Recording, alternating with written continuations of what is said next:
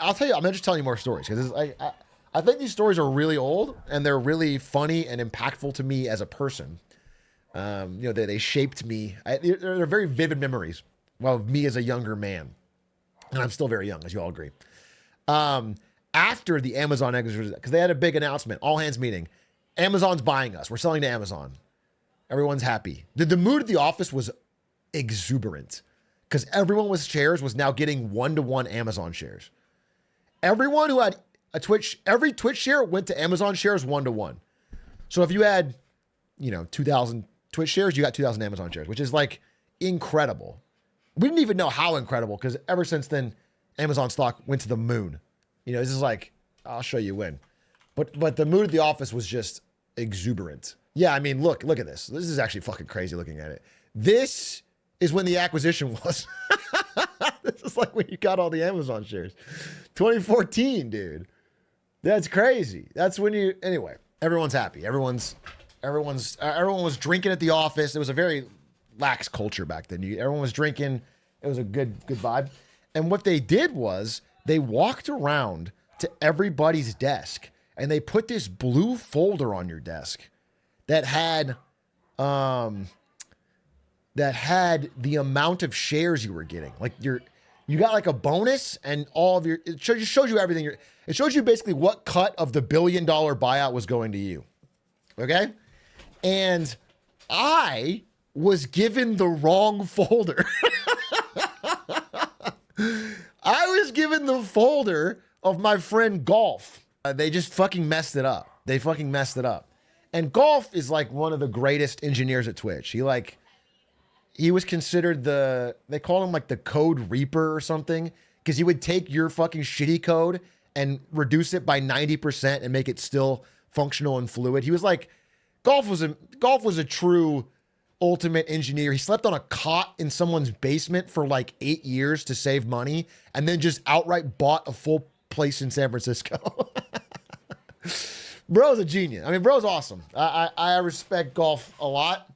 But he's like, he's a senior engineer early. We were the same age, but he was like, hyper cracked. Maybe he was a year older, 2 years older.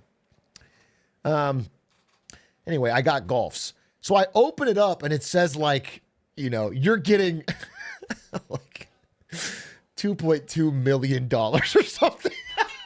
Yeah, there's like a random number. Okay. I'm not doxing his fucking net worth, but imagine it's a lot of money. Okay. And by the way, that's a lot of money and it's in shares at the valuation here, this valuation. So just absurd, right? But I'm looking at this document and I'm like, this is not right. I'm like a brand new, marketing hire.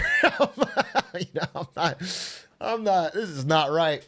And sure enough, I look at the top and it says Golf on it. And I'm like, oh, this is a mistake. This is a fucking mistake. So I quietly go to Golf's desk and I switch them out and look at mine, which, by the way, mine was, I think, very generous for a little dipshit out of ASU doing marketing.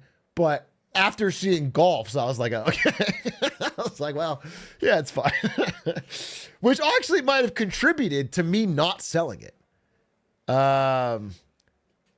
It actually may have been a good thing because I think a lot of people got, starry eyes and they sold it all instantly and like took the money.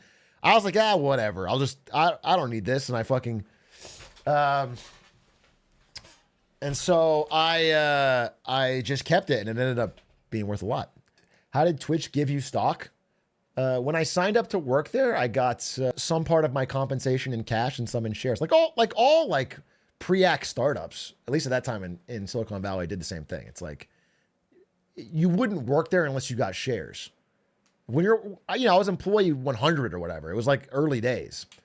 Everyone does. You don't take those jobs over a better. I mean, for me, I took the job for fucking $2 flat because I was esports addicted ASU grad. I was just desperate. I wanted a fucking real job, so it worked out for me. But like most people wouldn't take that job unless there was possibility of a big exit.